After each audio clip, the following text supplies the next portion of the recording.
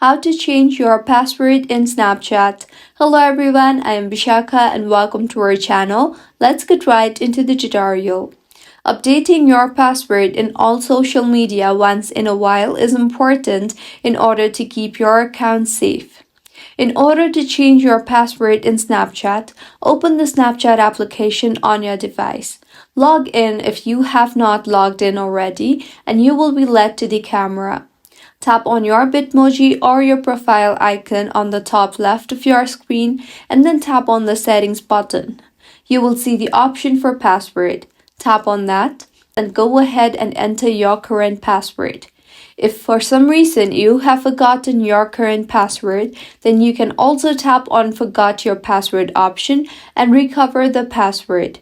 I remember mine, so I will go ahead and enter my password and then tap on Continue. And now with this, you will be able to change your password in Snapchat.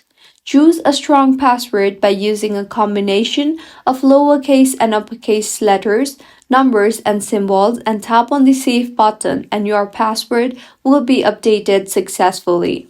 If you find this tutorial helpful, do subscribe to our channel. Thank you for staying with us until the end.